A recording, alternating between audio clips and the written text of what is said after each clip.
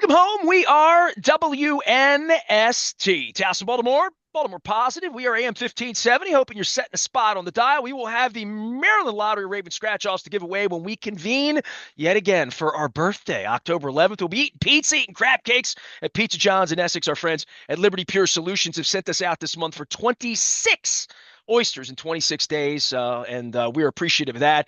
I hope to have a crab cake and an oyster for this guy. I love having actors on. I like having the Hollywood folks on. We mix it up around here. But when they find out the person's a Ravens fan and in a football movie, certainly the Aaron Hernandez story for anybody out there that hates the Patriots as much as we did, certainly a crazy, crazy time about a dozen years ago. I did a little bit of research. There is it's not a film. It's actually like a little bit of a mini series, as old folks would call it. The FX network has provided. Thomas Sadoski's allowed me to call him Tommy. Raven fan and actor Yeah, who's brother. portraying the agent for Aaron Hernandez in this really kind of a dark tale, right? You're a football fan, Tom. Pleasure to have you aboard. I'll Thanks, get to man. your Ravens fan, but we're going to talk about this series and certainly, Yeah, man, it's a what, dark story, man. That was not a happy time. Three innocent people lost their lives because of this guy, and it's a story that needs to be told. I think that the unfortunate reality is that you're dealing with what we talk about in the story is not just Aaron Hernandez and the mayhem that he enacted on three innocent lives, but also what was happening in college football as an industry back in the day, where they were just taking these kids and they were running them through the mill, making all kinds of money off of them, and then spitting them out into the world, regardless of how broken or injured or whatever they were, and taking no responsibility for any of it. And I think that that's something that really is an important story to continue telling. It's changing now. The NIL stuff, you see these kids actually finally getting paid for the money that they're bringing in to these institutions and to these TV networks and all this stuff, which is great. But it's still a story that needs to be told about the way that so many of them for so many years were totally taken advantage of. And I think that, Aaron Hernandez was definitely one of them.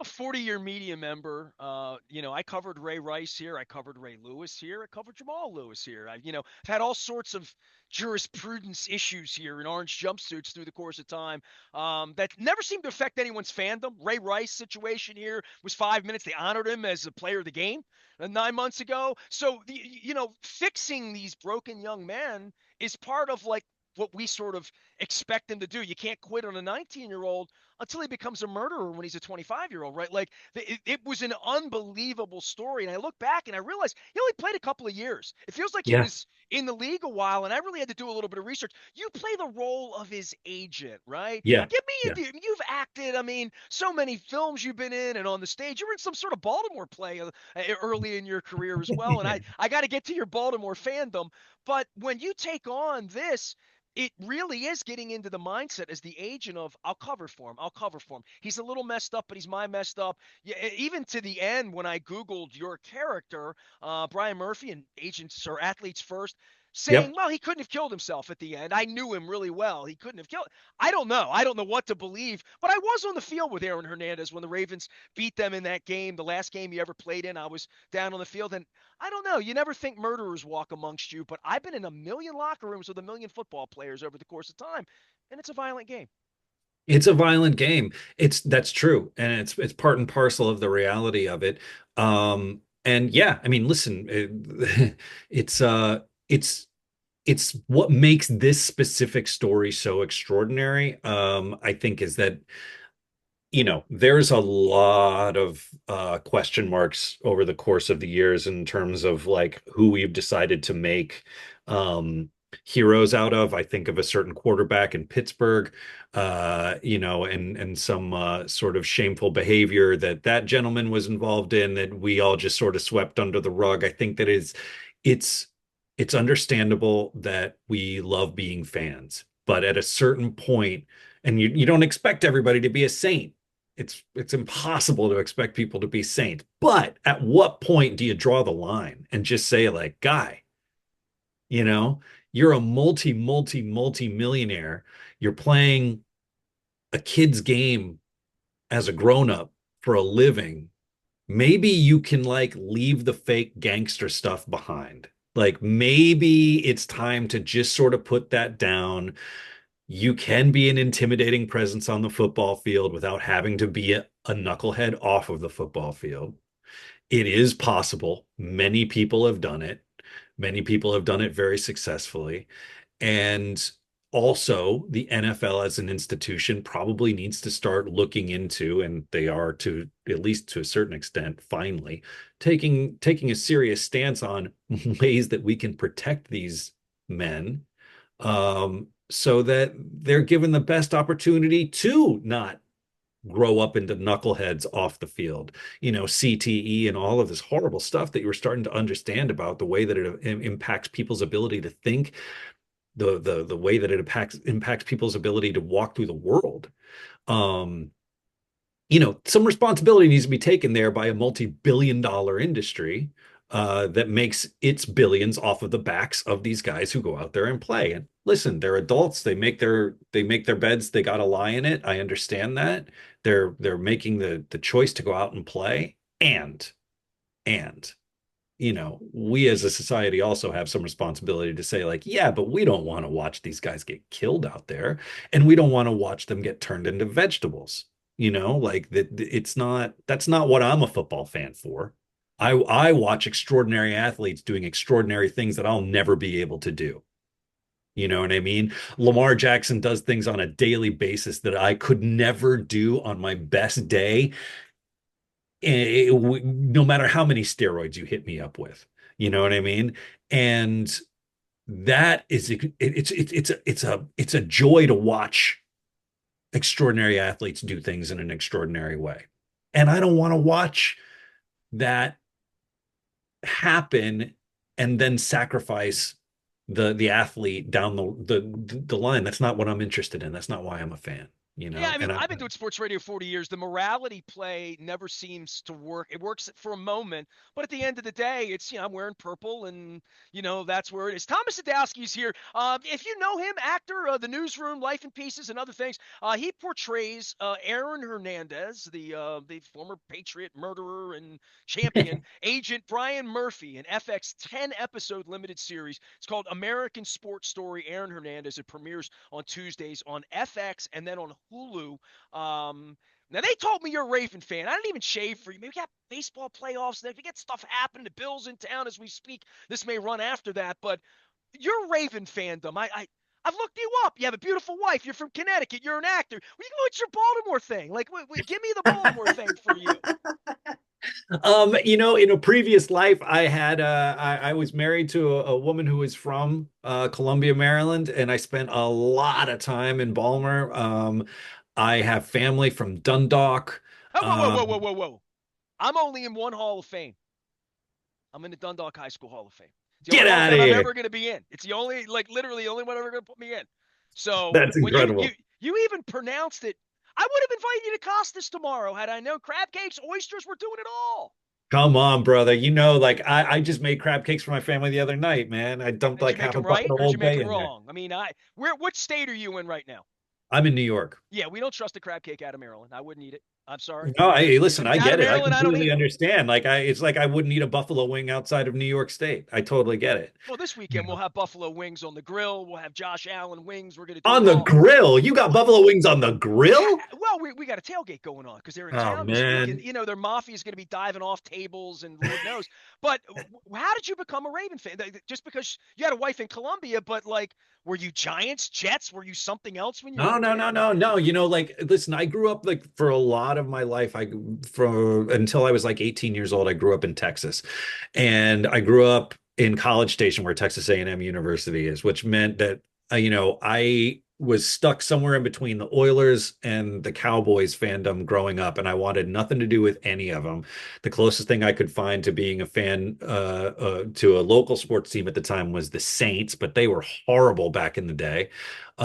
Were And it you an was just Aggie guy? Were you burning the things and doing all the no, bonfires and no, all that? no, No. man, no. I've always, I didn't really buy into that whole thing. It kind of freaked me out. Uh, and like I feel like there's the whole like Texas A&M has this thing where like we're the perpetual underdogs, and I was like, yeah, but you know what it requires to be a perpetual underdog is that you always lose. So like I got a little bit tired of that, and So then you I'll like the tell you, Ravens because they man. won? Is that what you're telling me? You're No, a man, I Raven like the fan. I love Raven. that. First of all, I love the Ravens. Just when they first came into town, I was like, all right, let's see what this is all about. I loved that initial team that came out, and I loved like the way that they started building that franchise and the way that they threw themselves so entirely into the city. I was like, you know what? I'm all in. I'm all in. So Like was I just I. We like all it were, was you know? no, totally, man. It was fantastic. I think that there are very few teams that did have done a better job of ingratiating themselves into the community right away. Like Well, you when look at that Carolina, franchise, Jacksonville, the teams that came at that time, they've always been sort of a little bit troubled. The Ravens have never had trouble selling tickets. no, and it's because like when those teams came into those communities, they didn't make themselves part of the community. Like they didn't throw themselves into being a Floridian or a Carolinian. Like man, when the Ravens started, they were like, we are Maryland as you can get and all Balmer all the time. And like I thought that was fantastic. They knew that they had to go some distance, to heal the wounds of the Colts. I get it, and they did it and then some. And the way that they have always been so invested in being part of the community, the way that they have grown with the Orioles, the way that there was like a mutual respect. There was never any weird competition there. Like I thought it was fantastic. Like I really, not only that, but I just loved the players that they were bringing in right out of the gate. Ozzy, like right from jump, was bringing in these extraordinary people. Hard Knocks didn't hurt. Getting to know like Todd Heap and those guys when they first were coming in, like I was just, and Those are all my boys, man. That's Purple yeah, Rain dude, and One I'll right tell you, there. like, there are very few people in the world who will make you enjoy watching football as much as Tony Siragusa. Like, that guy is fantastic. Like, he's such an ambassador for the game because he's just great. And like, man, I loved watching Goose run around out there. I was even like a moderately big Trent Dilfer fan for a minute. I was like, listen, just don't turn the ball over.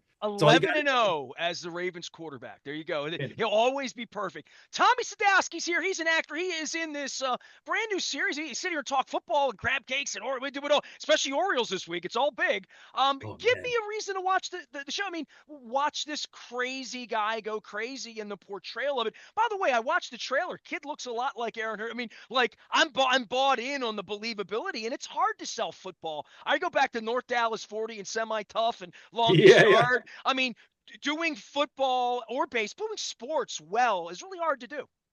It's very, very hard to do. And, I think that particularly when you're doing something where you're not afraid to take a stance and you're not afraid to have an opinion, and you then put it on sports on top of it, it makes it additionally more difficult. And we do it all pretty well. And Josh, who plays Aaron Hernandez, is fantastic. He's a fantastic young actor. You want to see this guy do his work. Like he's somebody who's going to be a big, huge star in this industry for a long time to come. And this is just like one of his first coming out parties. You got to see Norbert Leo Butz play Bill Belichick. It's hilarious. It will make you laugh and it will make you cringe. And I think that there's a lot of really important and worthwhile stuff that's said in the show, but also it's just entertaining, man. It's just entertaining. Like it's important to say things in art. And I'm a big advocate for that. And also, sometimes folks just need to be entertained and sit back and enjoy watching what's on your screen. And we do that with this show. It's not pretty, but it wasn't a pretty story. And I'm proud to be a part of it. American Sports Story, Aaron Hernandez premieres on Tuesday on FX and then on Hulu. Tommy Sadowski's here, Raven fan, actor. If you ever come back, crab cake on me, obviously. This is the last thing about the Aaron Hernandez thing, because I'm just thinking out loud because I covered it in real time and like I've been on the air doing this. The fact that he located his phone when he committed a murder is still like, I want to talk to people in the court system and find out in the modern era just how many people leave their phone located when they're committing a murder or any crime, quite frankly, but a murder specifically. Yeah, that is boy, that was a choice. That was a Yeah, choice. that when the trial came out, I'm like, oh my. I mean, I don't know that I'm capable of committing a murder, but I would turn my phone off. You know, I mean, You'd think. yeah, You'd yeah, think. absolutely. Tom Sadoski, please come back, visit after Lamar wins the Super Bowl, so you can say Brother. I knew he would, right? Of course. Yes. And Yes. I appreciate Absolutely. your time. Thanks for dropping Yeah. by. And hey, man, we need more Ravens fans outside of the 410 and the DMZ. I, there's plenty of room on the purple bandwagon. So get on. Yeah, me and Josh Charles, brother, we'll carry the flag. I got no problem with it. There it is, man. Enjoy your work. We're going to watch Aaron Hernandez, the American Sports Story. Tom Sadoski, our guest here. Appreciate that with our friend Danny and everybody at FX for making that happen. I am Nestor. We are WNST AM 1570 Towson, Baltimore. Lots of football, lots of baseball ahead. We are Baltimore Positive. Stay with us.